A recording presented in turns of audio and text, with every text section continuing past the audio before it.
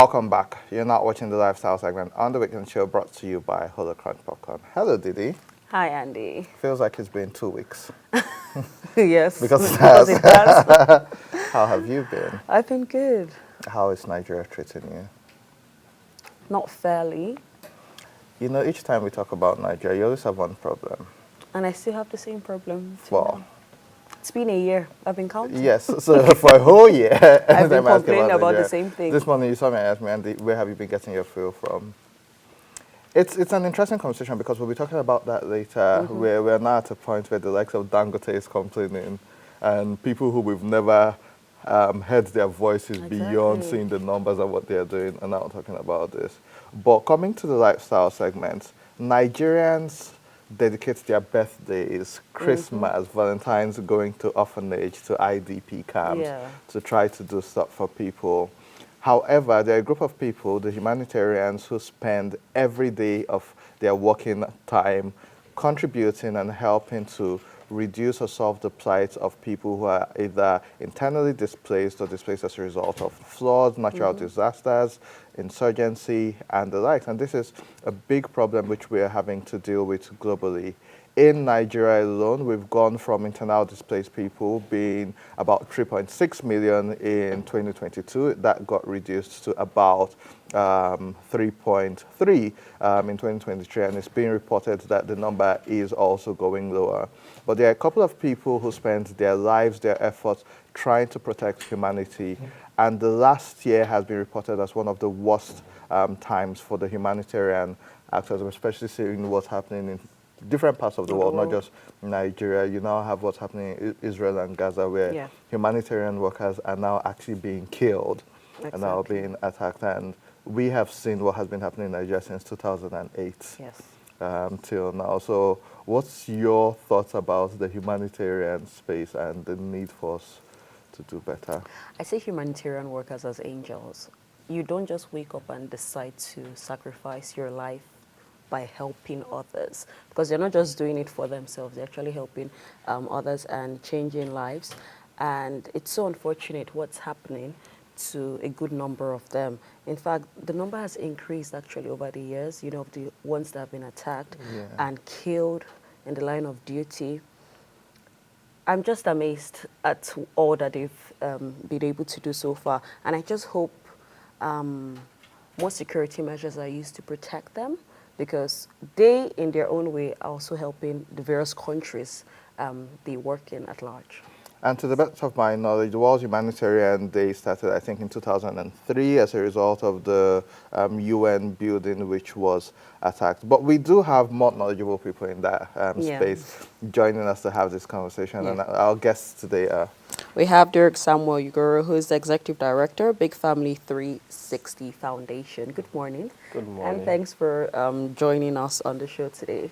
I saw you smiling while we're talking. Can you shed more light on the humanitarian sector across the globe? Yeah, I think it's exciting to see that also you acknowledge what humanitarians like myself are doing, given that there are a lot of sacrifices.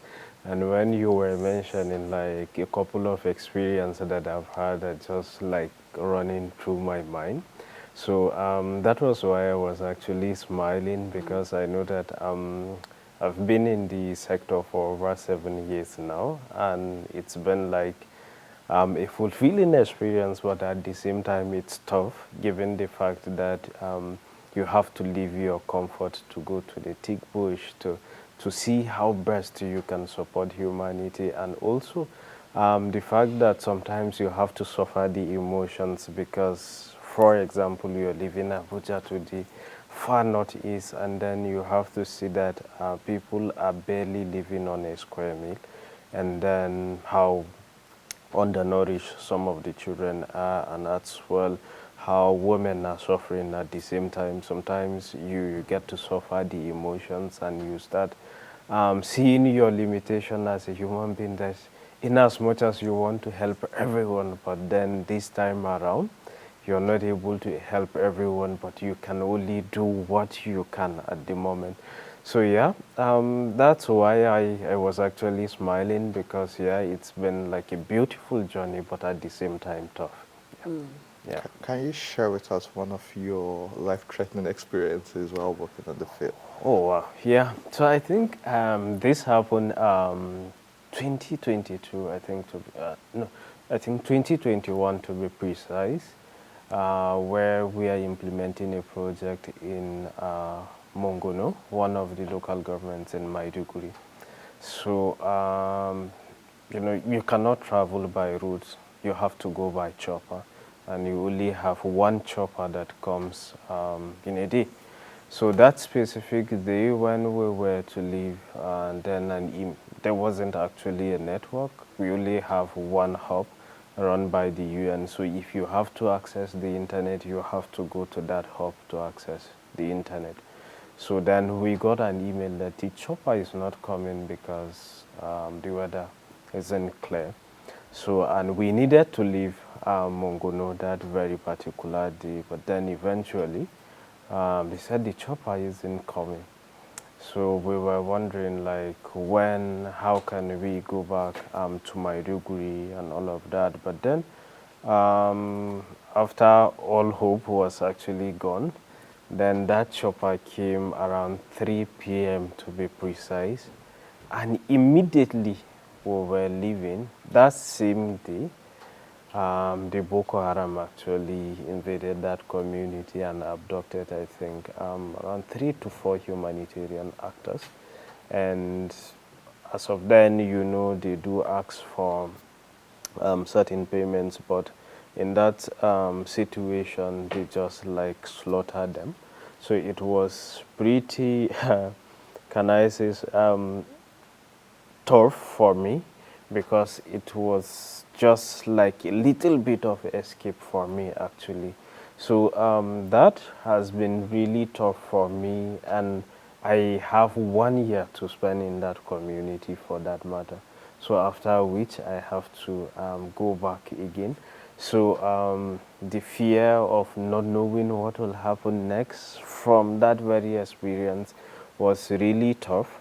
Yeah, and I could remember again one of my colleague.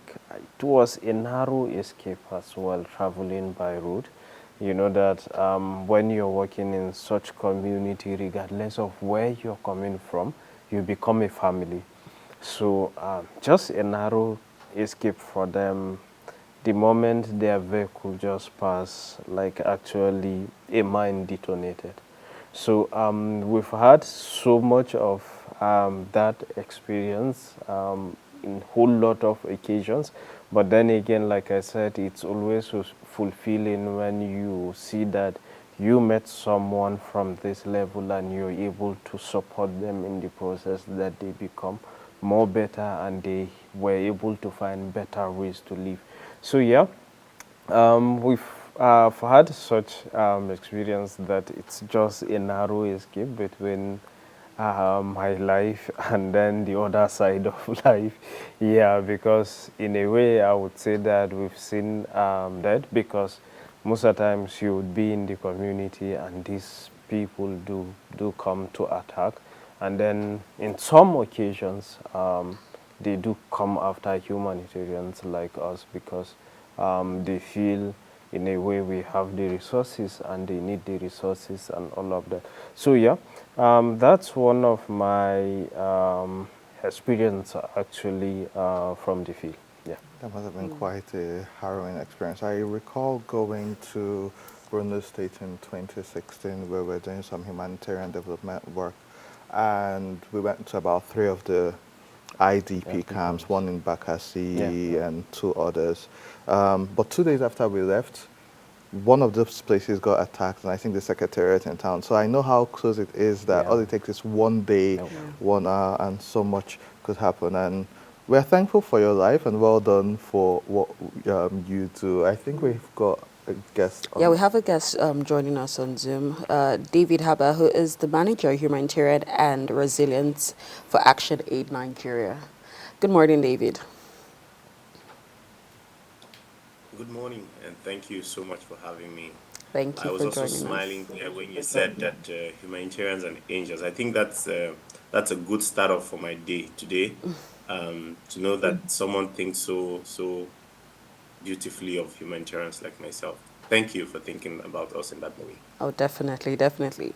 So, we're celebrating World Humanitarian Day like this week. Could you give us a brief overview of why the celebration came to be, and particularly speaking on this year's theme, Act for Humanity?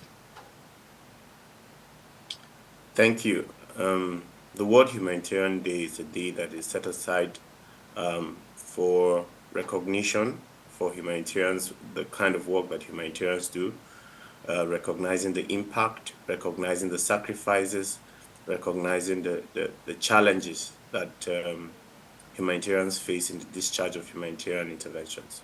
But more, we also use this opportunity to focus on the work that humanitarians do. This year, the team has been Act for Humanity, and the call has been the resolve for all of us to collectively work together to protect humanitarians, but also to ensure that the gains of the work that humanitarians do is felt by everyone. For us, one of the key focus for the year 2024 World Humanitarian Day has been a focus on young people. I give you a case in point, the crisis in the northeast of Nigeria. Over a decade, a young person that was born slightly before or during the crisis has probably lost out on education, has lost out on acquiring basic skills that would position that person for the 21st century. And that means that if we do not act together collectively in the interest of these young people, then what we are seeing today in Nigeria is a child's play, because there would be a spillover effect. These young people are not prepared for the future. They do not have the skills, neither the education nor the support that they need require for the 21st century. So what you would see is a spillover effect to other parts of the country and other parts of the region, but also will continue a vicious cycle of violence and devastation. We've used this 2024 World Humanitarian Day to say that it's important that we focus on young people and that we must act to protect humanitarians. Humanitarians should not be the target, right? What the work that we do is saving lives. We are supporting the recovery of communities that have been devastated by emergencies such as conflict or disasters. Humanitarians should not be the target. People think that humanitarians have a lot of money and so they can be targeted, but that's not the case. Many humanitarians are engaged in the line of duty for passion, for commitment to improve the lives of others. And I think that targeting humanitarians for violence is something that we should all act together to prevent. In Nigeria, we have at least 8 humanitarians in 2024 that have been kidnapped. About 4 people have lost their lives. And a number of people have been wounded, either in the line of duty. And we think that this is not acceptable. We think that it is important that everyone recognizes that humanitarians should not be the target and should support the call for protecting humanitarians and the people that they serve, the vulnerable people that we serve. Thank you. Thank you. Talking about that, I like the fact that you spoke about the teeming youth population of Nigeria. I recall about 2 years ago where Bill Gates stated that Nigeria's biggest asset is its human capital. And yes, we have already seen the evolution of insecurity and the need for humanitarian work with how it's moved from the northeast to the northwest, where we now have banditry, we now have farmer header crisis. I'm from Benue State, where I think you have close to 700,000 people or even more who are displaced, and this is a constant occurrence. But one of the problems which I'm sure you face in the humanitarian space, and it's been ongoing for a while, is coordination. Everybody is working in silos and doing different things. For humanitarian, World Humanitarian Day, just a couple of days ago in Benue State, I saw they gave them, the humanitarian ministry celebrated with them and gave them 150 bags of rice and some baby clothing. Everybody is going to give rice noodles. How can we improve coordination in this space so that people are not working in silos and just giving what we think the people need, not necessarily what they need in humanitarian response? Thank you very much. To be honest, the landscape in Nigeria today, there are a lot of crises and emergencies. And I remember in Benue, it was not so um, 10 years ago. And so the people in Benue, I'm from Benue too, by the way, are facing very significant challenges. And unfortunately, the Benue crisis is underreported, is undercovered, and is undersupported. I like to class the crisis in Benue as a forgotten emergency because the numbers of people who have been displaced in Benue is alarming, and it calls, I think it is a stain on our collective humanity as a people. But just to talk about coordination, um, to a large extent, the current humanitarian coordination architecture is focused on the Northeast. And we've been saying that it's important that these coordination efforts are expanded to recognize other areas in the country, like the Northwest and the North Central. You will agree with me that even in places that are supposedly safe, in the South South, I have been to IDP camps in the South South part of this country. I have been to IDP camps in the heart of Abuja. So there are crises and conflicts everywhere resulting into displacements. And it's important that we expand the scope of our coordination to recognize and to include all of these spaces. But many of the kinds of support that you see going to IDPs come from philanthropic individuals in Benue, for instance. But there's need for concerted investment and support from all actors. And I tell you that in the current year, it has been particularly tough because resources that would typically be come to Nigeria have gone to, say, the Ukraine crisis, the war in Gaza, and to very many other competing crises. So resources are scaling down at a fast rate, and sadly, the amount of emergencies or the number of emergencies continue to increase on a daily basis. This is a dilemma that we all face, but we continue to advocate for expansion of coordination, uh, actors giving themselves to coordination and submitting themselves to true coordination and working together, ensuring that we are meeting the most vulnerable. And my colleague in the studio did mention that one of the tough challenge of being a humanitarian is seeing the enormous need and having very scarce resources and being unable to meet the numbers that are there. And I can tell you it's tough. And to target to have 30,000 people in need and you have resources to only meet 2,000. To see someone who is obviously going to go home, go to bed hungry, but you cannot help, is a tough situation for humanitarians. And we continue to call on world leaders to act for humanity, to increase resource allocations, and most importantly, to act to end conflict. Conflict can be ended. Conflict is man-made, and we do not require angels or super beings to end these conflicts that are bedeviling us. Thank you.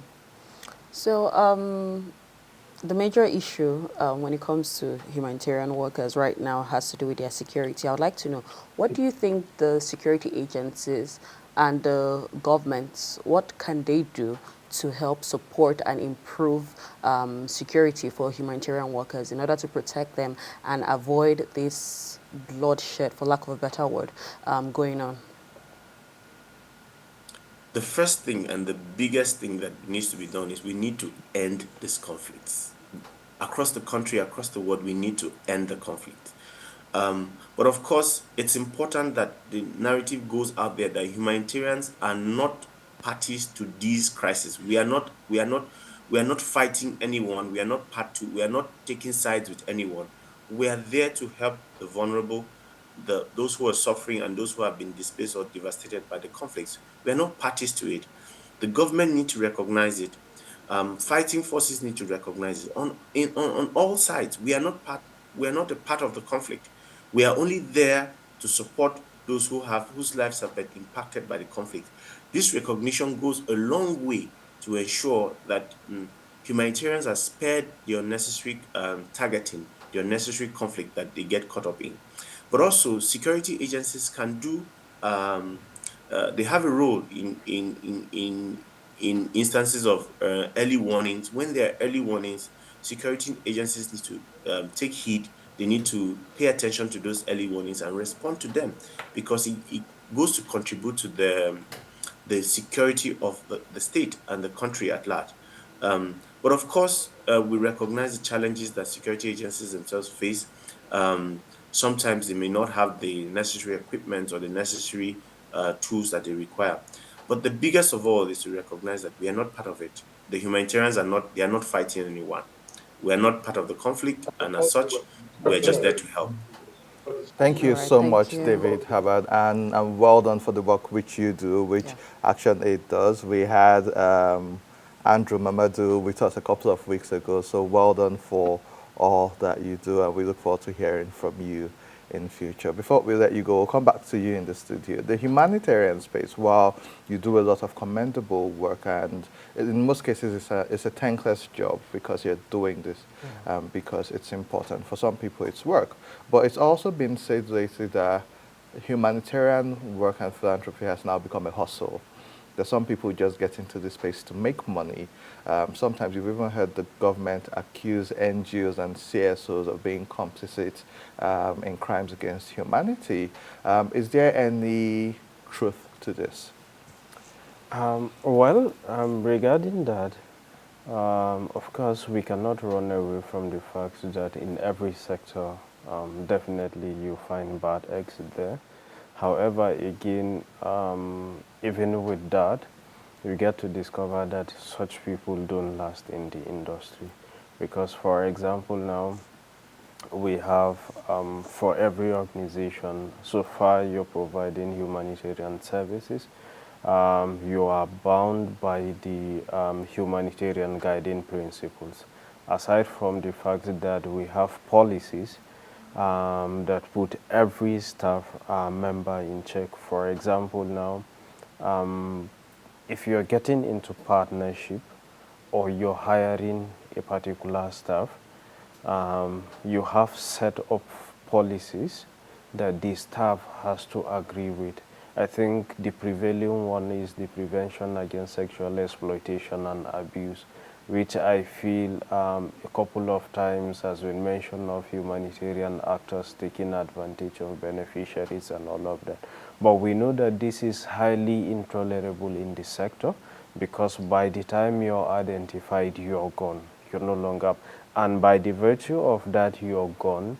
No humanitarian agency will hire you again, because you are actually a threat to the life of beneficiary. And beautifully enough, we know that the end goal of every humanitarian actor is to end all human suffering and ensure that we are neutral in our approaches. So most definitely, we know that in every sector, in every community, you get to see bad eggs, but the fact that people see it as a hustle is a different ball game, because you won't last in the sector because because of how tough it is.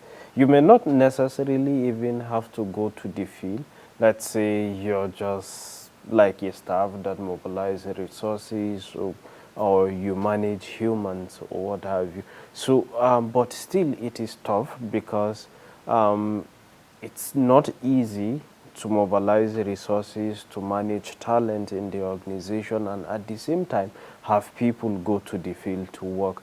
A lot of us are excited about going to the field because we want to see people's life being changed, and at the same time those that are mobilizing the resources to make some of us that are excited to go to the field possible.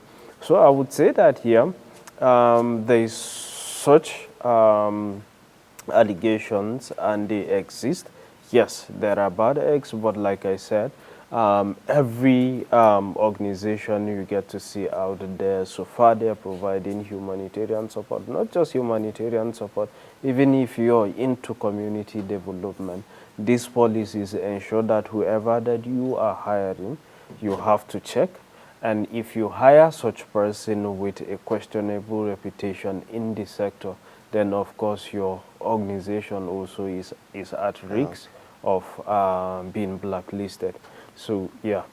Darren Samuel Ugoro, Yeah. well done all you do. David Aband, all the humanitarian actors, want to congratulate you and tell you well done for the work you're doing. Keep on doing the good work.